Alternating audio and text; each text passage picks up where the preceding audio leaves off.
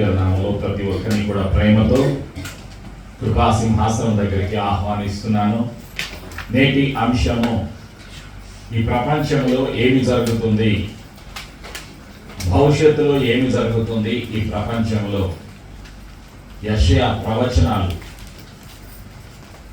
ఈ ప్రపంచంలో భవిష్యత్తులో ఏమి జరుగుతుందో యెషయా ప్రవక్త పలికినటువంటి ప్రవచనాలు ఏమిటి?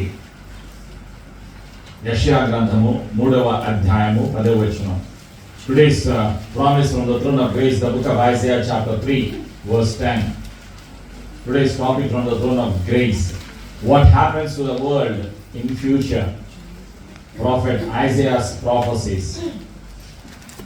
ప్రతి ఒక్కరూ కలిసి నాతో చెప్పండి, మీకు మేలు కలుగునని నీతిమంతులతో చెప్పుము, వారు తమ క్రియల ఫలము అనుభవింతురు. ఆమేన్. ఈరోజు పరిశుద్ధాత్ముడు పలుకుచున్నటువంటి ప్రవచనం. కొన్ని వందల వేల సంవత్సరాల కిందట ప్రవక్త అయిన యెషయా ఈ మాట పలికాడు, ప్రవచించాడు. ఎవరికి?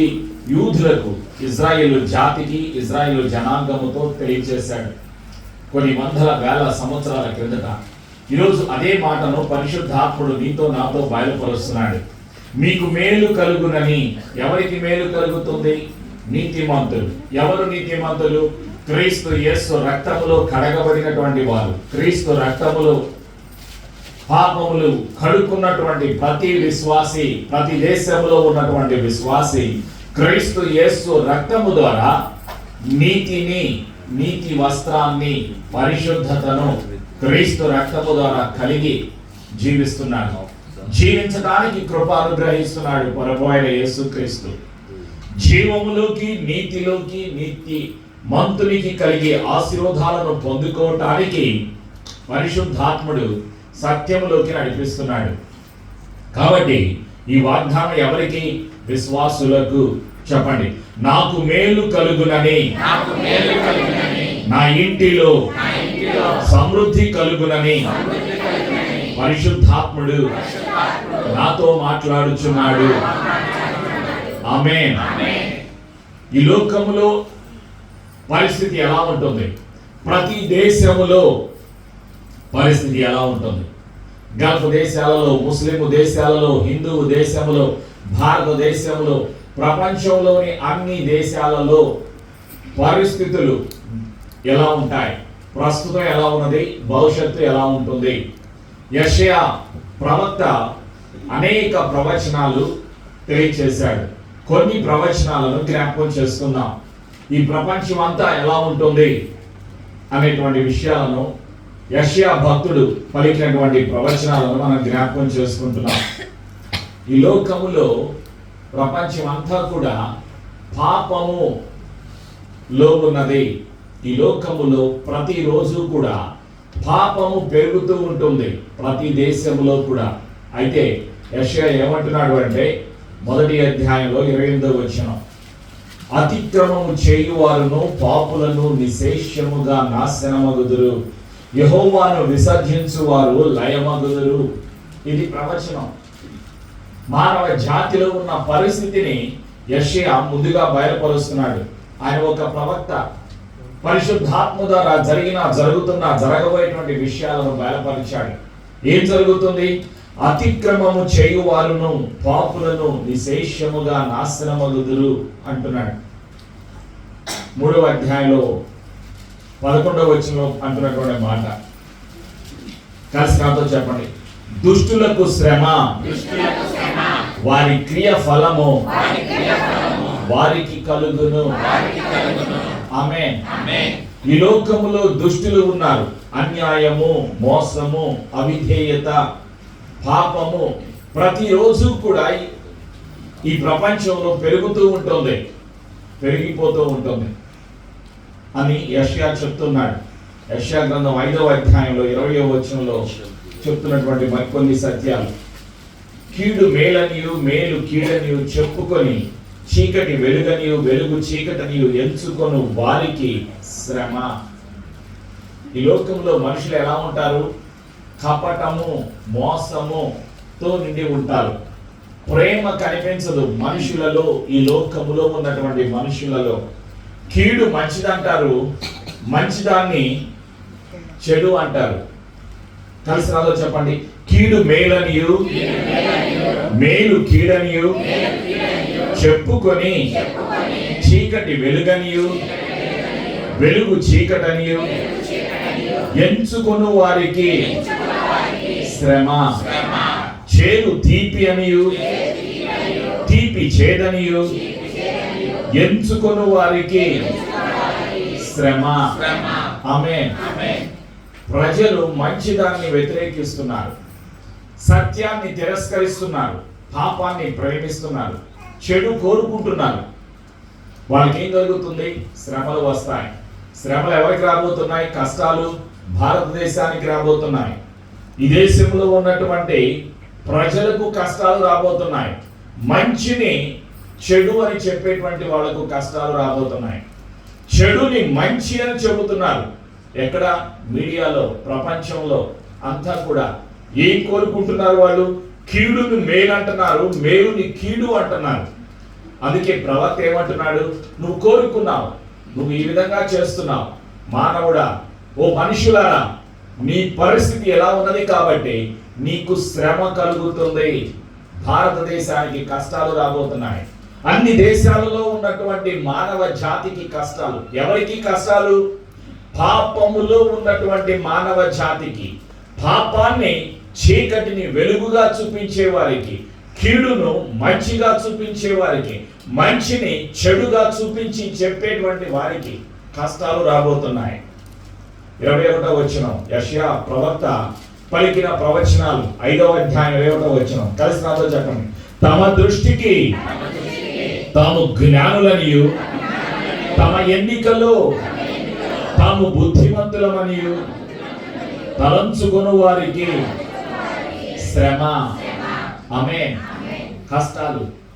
దేవుని మనసులో ఉంచుకోకుండా, సృష్టికర్త అయిన దేవుడు యేసయ్యను జ్ఞాపకం చేసుకోకుండా, వాళ్ళు కలిగి ఉన్న వాటి యొక్క బుద్ధిని బట్టి, జ్ఞానాన్ని బట్టి, చదువును బట్టి, లోకములో ఉన్న వాటిని బట్టి అతిశయించేటువంటి వారికి, తమ దృష్టికి తాము జ్ఞానులని, తామును ఏం జరుగుతుంది? ఈ దేశంలో మోసగాళ్ళని, ఈ లోకంలో పాపులను, ఈ లోకంలో వాళ్ళందరినీ కూడా మెచ్చుకుంటూ ఉంటారు. అందరూ కూడా పొగుడుతూ ఉంటారు. వాళ్ళని అన్నింటిలో ఘనపరుస్తూ ఉంటారు ఈ లోకంలో ఉన్నవారిని. అయితే అది దేవునికి ఇష్టం లేదు. ఘనపరచాలి ఎవరిని? సృష్టికర్త అయిన దేవుడిని. ప్రేమటువంటి సంఘమా, యెషయా 55లో పరిశుద్ధాత్ముడు గుర్తు చేస్తున్నాడు. సృష్టికి ప్రాముఖ్యత ఇవ్వకూడదు, సృష్టికర్తకు ప్రాముఖ్యత ఇవ్వాలి. యెషయా గ్రంథం 45లో పరిశుద్ధాత్ముడు గుర్తు చేసేటువంటి సత్యాలు. 7వ వచనం, యెషయా 45 7వ వచనం చూడండి. ఏమంటున్నాడు పరిశుద్ధాత్ముడు? నాతో చెప్పండి. నేను వెలుగును సృజించువాడను, అంధకారమును కలుగజేయువాడను, సమాధానకర్తను, కీడును కలుగజేయువాడను, నేనే యెహోవాను, నేనే వీటన్నిటినీ కలుగజేయువాడను. ఆమేన్. ఈ లోకములో రాత్రి, ఈ లోకములో పగలు, ఈ లోకములో చీకటి, ఈ లోకములో వెలుగు, సమస్తాన్ని సృష్టించింది సృష్టికర్త అయినటువంటి తండ్రి అయిన యెహోవా. వాక్యమై ఉన్నటువంటి ప్రభు అయిన యేసుక్రీస్తు అన్న సత్యాన్ని నీవు నేను మర్చిపోకూడదు. ప్రేమైనటువంటి సంఘమా, 10-11 వచనాల్లో చూడండి ఏమంటున్నాడు పరిశుద్ధాత్ముడు? నీవు ఏమి అనుకుంటున్నావని తన తండ్రితో చెప్పువానికి శ్రమ. నీవు గర్భము ధరించినదేమి అని స్త్రీతో చెప్పువానికి శ్రమ. ఆలోచన చేయండి. ఈ లోకములో సృష్టికర్తను దూషిస్తున్నారు ప్రజలు, సృష్టిని పూజిస్తూ ఉన్నారు. అందుకే పరిశుద్ధాత్ముడు గుర్తు చేస్తూ ఉన్నాడు. ఇశ్రాయేలు పరిశుద్ధ దేవుడకు సృష్టికర్త అయిన యెహోవా ఈ మాట సెలవించుచున్నాడు. కలిసి నాతో చెప్పండి. పరిశుద్ధ దేవుడకు సృష్టికర్త అయిన యెహోవా ఈ మాట సెలవించుచున్నాడు. రాగల వాటిని గూర్చి నన్ను అడుగుదురా, నా కుమారులను గూర్చి, నా హస్త కార్యములను గూర్చి నాకే ఆజ్ఞాపింతురా. భూమిని కలుగజేసిన వాడను నేనే, దాని మీదనున్న నరులను నేనే సృజించితిని. నా చేతులు ఆకాశములను విశాలపరచెను, వాటి సర్వ సమూహములకు నేను ఆజ్ఞనిచ్చితిని. ఆమేన్. సృష్టికర్త అయిన దేవుడు ప్రభువైన యేసుక్రీస్తు, వాక్యమై ఉన్న దేవుడు ప్రభువైన యేసుక్రీస్తు ఈ సృష్టిని తన మాటతో సృష్టించారు. ప్రియమైనటువంటి సంఘమా, ఆ సృష్టికర్తనే ఏం చేస్తున్నారు? పూజించకుండా ఈ లోకములో ఉన్నటువంటి సృష్టిని పూజిస్తూ లోకములో పాపాన్ని జరిగిస్తున్నారు మానవుడు. అందుకే మానవ జాతి ఏం కలగబోతుంది? ప్రతిరోజు ప్రతి క్షణము కూడా ఈ లోకములో పాపము పెరిగిపోతూ ఉంది. అయినా దేవుడు తను ఏం చేస్తున్నాడు? తన కృపను చూపిస్తున్నాడు. ఒక పక్క పాపం విస్తరిస్తుంది, మరొక ప్రక్క కృప విస్తరిస్తుంది. పాపము కృపకు మధ్యలో నీవు ఏం చేయాలి? కృపను వెంబడి వెళ్ళాలి. పాపానికి దూరంగా వెళ్ళాలి, కృపను వెంబడించాలి. ఇదే దేవుడు సంఘానికి తెలియజేస్తున్నటువంటి సత్యం, విశ్వాసులు తెలుసుకోవలసినటువంటి సత్యం. ఒక ప్రక్క పాపం పెరిగిపోతుంది, కీడును మేలంటున్నారు, చెడును మంచి అంటున్నారు, మంచిని అంగీకరించడం లేదు, సత్యాన్ని తిరస్కరిస్తున్నారు ఈ లోకములో ఉన్నటువంటి మానవ జాతి. యెషయా గ్రంథం 29:15 పరిశుద్ధాత్ముడు ఈ ప్రపంచంలో ఏం జరుగుతుందో మొదటిగానే తెలియచేశాడు. యెషయా గ్రంథం 29, ఐజియా 29:15 కలిసి నాతో చెప్పండి. తమ ఆలోచనలు యెహోవాకు కనబడకుండా లోపల వాటిని మరుగు చేయజూచు వారికి శ్రమ. మమ్మునెవరు చూచెదరు? మా పని ఎవరికి తెలియను అని అనుకొని చీకటిలో తమ క్రియలు జరిగించు వారికి శ్రమ. ఆమేన్. అంటే అర్థం ఏంటి అంటే, మోసం చేస్తూ ఉంటారు ప్రజలు, ఎవరికి తెలియదు అనుకుంటున్నారు. వాళ్ళు చేస్తున్నటువంటి పాపాలు, మోసాలు, అన్యాయాలు, అక్రమాలు, దోపిడీలు, ఈ లోకములో మానవుడు చేసేటువంటి పని, మానవుడు ఏమనుకుంటాడంటే నేను చేసేటువంటి పని ఎవ్వరికి తెలియదు అనుకుంటాడు. కానీ సృష్టికర్త అయిన దేవునికి, ప్రభువైన యేసుక్రీస్తుకి సమస్తము తెలుసు. మానవుడు ఏమనుకుంటాడు? తాను చేస్తున్నటువంటి పని ఎవ్వరికి తెలియదు అనుకున్నాడు. చీకటిలో తమ క్రియలు జరిగించు వారికి, చీకటిలో, పాపములో, అన్యాయముగా, అక్రమముగా, మోసముతో ఈ లోకములో ప్రతి దేశములో మానవుడు చేసేటువంటి ప్రతి పాపము దేవునికి తెలుసు, సృష్టికర్త అయిన దేవునికి తెలుసు. అయితే ఏం జరుగుతుంది? తగిన కాలములో దేవుడు ఏం చూపిస్తున్నాడు? కృప చూపిస్తున్నాడు. ఇంకా మారు మనసు పొందుతారు, ఇంకా మనసు మార్చుకుంటారు, పాపాన్ని వదిలిపెడతారు, సృష్టికర్త అయిన దేవుని దగ్గరికి తిరిగి వస్తారు అని ఇంకా తన కరుణ, తన కృప, తన కనికరాన్ని సృష్టికర్త అయిన దేవుడు యేసు ప్రభు చూపిస్తూ ఉన్నారు మానవ జాతి ఎడల. వాళ్ళకి కష్టాలు రాబోతున్నాయి. ఎవరికి కష్టాలు? లోకములో ఉన్న వారికి, పాపములో ఉన్న అధికారులకు, పాలకులకు, రాజులకు, ప్రధానమంత్రులకు, ముఖ్యమంత్రులకు, గవర్నర్లకు, కలెక్టర్లకు, ఎమ్మెల్యేలకు, ఎంపీలకు, ఈ లోకములో అన్ని దేశాలలో ఉన్న రాజులకు, అధికారులకు, పాలకులకు, పాపములో నివసించే పాపాన్ని అది మంచిగా చూపించే ప్రతి మానవుడికి శ్రమ. పాపంతో ఏకీభవించే ప్రతి మానవుడికి కష్టాలు రాబోతున్నాయి. నా మాటలు కాదు, ఎవరి మాటలు? యెషయా పలికినటువంటి ప్రవచనాలు. ప్రియమైనటువంటి సంఘమా, యెషయా ఏమంటున్నాడు? ఈ లోకములో ప్రజలు ఎలా ఉంటున్నారో తెలియజేస్తున్నాడు.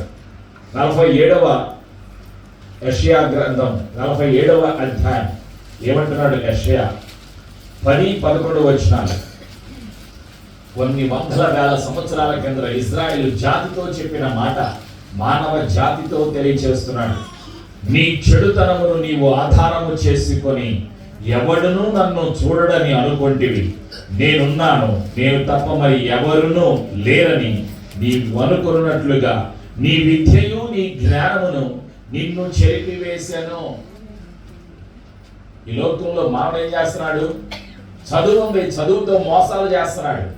జ్ఞానం, ఈ లోకంలో దేవునిచ్చిన జ్ఞానాన్ని దేవునికి వినియోగించకుండా సాతానుకు వినియోగిస్తున్నాడు ఈ లోకంలో ఉన్నటువంటి మానవుడు. 11వ వచనం కలిసి